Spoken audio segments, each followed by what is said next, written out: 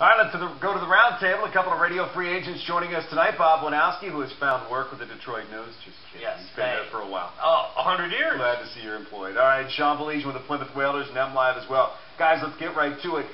It seems like this is a draft that's going to come down to whether or not you believe in just going for value or whether or not you believe that this team should have been filling holes. The critics say they missed filling some holes. Those that believe in this draft will say, you know what, they were taking the best player available in a couple of years to see if it works out. Let's not kid ourselves. It's going to come down to whether or not Matthew Stafford's a good NFL quarterback, too. That will be the overriding thing. But I must say, Dan, I'm underwhelmed and I'm concerned. And I'm concerned from this standpoint. I understand going in with a plan. We're going to take value. We're going to take value. We're going to take value. But at some point, you do realize you have to field a defense this coming season in the NFL. They do require you. You don't get to jump 4 years ahead in your progress. You do have to field a team. And I think they got so caught up taking 2 tight ends, including one in the first round, that really kind of freaked me out a little bit. And I'm one who believes in these guys' plans. Underwhelmed is a word. Disappointed would be another word. How often do you get 3 picks in the top 33 in the National Football League? And I'm sorry. I look at those 3 picks and I say to myself, okay, Matt Stafford, there's no guarantees. Anybody that thinks that Matt Stafford is a guarantee is crazy. I think even the Lions brass would say that. At 18, I'm sorry I don't get the tight end. Or at 20. And maybe because I was kind of high on Mike Oher and I thought he could come in, especially a tight end not known for his speed. And he better darn well have speed when you're talking about this offensive line. And I'm sorry, when I look at Delmas, I can't help but think of the same things that we've heard in the previous few years. Jared Alexander, and I mean, it's the same thing. Daniel Bullets and Jared Alexander. I hope the difference being that most teams in the league, it seemed, had Delmas as their number 1 safety. I don't think looking back that Bullets or Alexander were regarded as the top team safety. And here's what I keep coming back to. And this is a day when everybody's an expert. But they're sitting there at 20, and everybody, myself included, and Brandy on the radio, we're thinking, all right, this is where they take Maliuga. Maliuga doesn't go there. Yeah. We're all like, they didn't take him. But you know what? Then he lasts all the way until 37, and you say, you know what?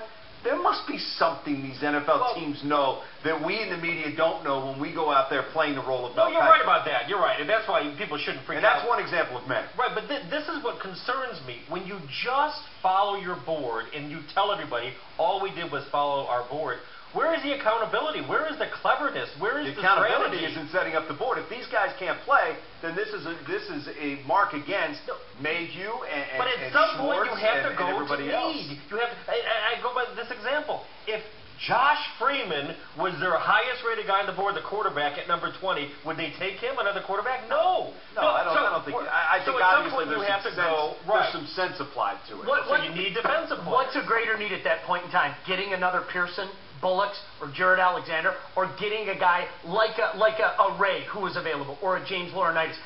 I have a problem looking at this team, and I'm going to go back to something that you said. What are the Detroit Lions today? What are they?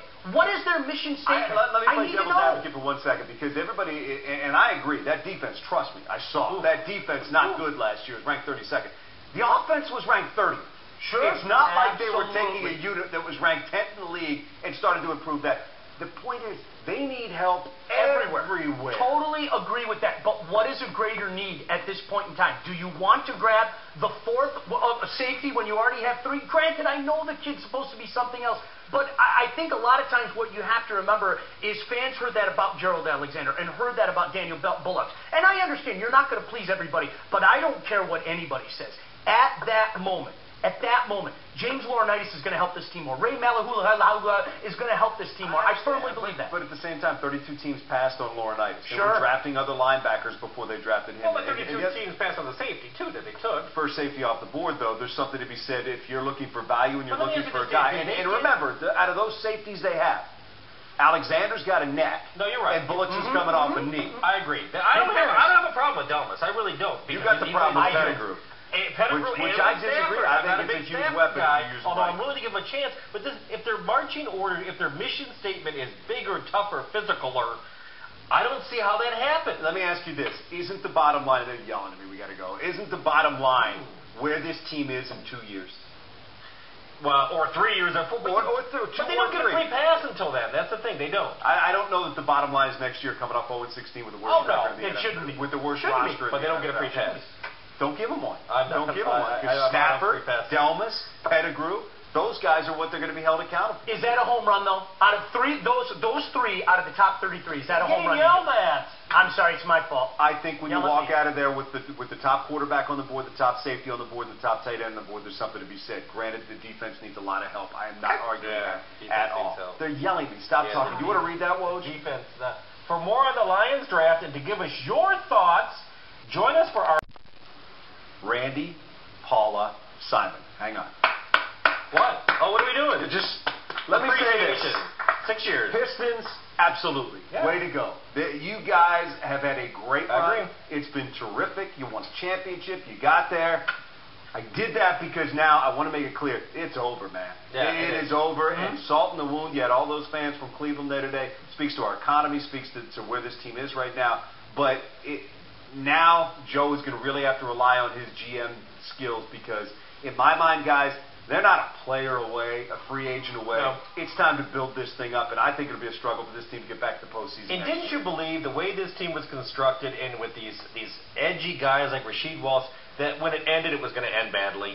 I always sort of felt that. But it usually does. Woj, who comes in for a soft landing in pro sports? I guess you're right, but this is really bad. From the 6th straight Eastern Conference Finals to not being 500 and getting swept. Part of that was constructed by Joe when he traded Chauncey. It would have been a softer landing had Chauncey been here, but he made a move to get out from under the contract. And Bob, you were here in '92 when the bottom dropped out in the first round against the Knicks. I mean, that was it. That was, I think everybody knew the Bulls, the last run in '91. Hey, we got swept, but that was it. '92, the bottom dropped out. And I think when you refer to the Chauncey move, Dan, I think Joe wanted to avoid what happened to that team because they went through that period where they were just downright brutal, complete rebuild, the teal, the horse's head, and all that stuff. And I think what Joe's trying to do is build on the fly. But I agree with you, Dan. This isn't going to be overnight. This isn't. No, it's not. I think there's some out there that think, you know what, they got cap room, they're going to turn around. It's not going to happen. They're going to have to make trades. Yeah, they're going to have to make trades. And to make trades, you've got to give guys up. And I think the other problem is some of the young players that they thought would come up are not as good as they thought they were. Amir Johnson is not the player that some folks that he was. I've said all along, I have questions about whether or not Rodney Stuckey is as good as some people think that he is. That's the backbone of your team because Maxio is what he is. There's not that much young talent coming up. No, it's good. I think it's going to be really difficult. Their greatest asset is cap space. So what does that tell you? And I don't know how easy it is. Trade that? Yeah. I don't know how easy it is going to be. And they did get, it was really unfortunate how Allen Iverson mailed it in at the end because they wouldn't have won this series, but they could have been more interesting down the stretch, and he revealed himself to be an idiot at the end. I feel so badly for Antonio McDyess, and I think everybody can agree. Class guy, nicest guy in the world. He just had this look on his face the entire series, like, I just can't believe what happened. And, boy, you'd love for him to get an opportunity. It's not going to happen here. Maybe he can go someplace else and play that vital cog that he played here, but golly, it's tough, man. Somebody asked me tonight, too, we were sitting there, and they said, do you think he regrets coming back here? Because he could have gone anywhere that he wanted. I bet he does. I would. Heck, yeah. He does well. But you know what? Like I said, it's not all doom and gloom. This team had a heck of a run that a lot of teams in the NBA would be very happy with. But the bottom line is now Joe's really got some work to do. And it's going to be difficult. All right, we're going to come back in just a bit, talk to these guys about some wings. Plus, we will be back. NASCAR, great finish today, and a finish with a local flair. Plus, the Tigers, they were in action as well, closing out a 9-game road trip. That's coming up.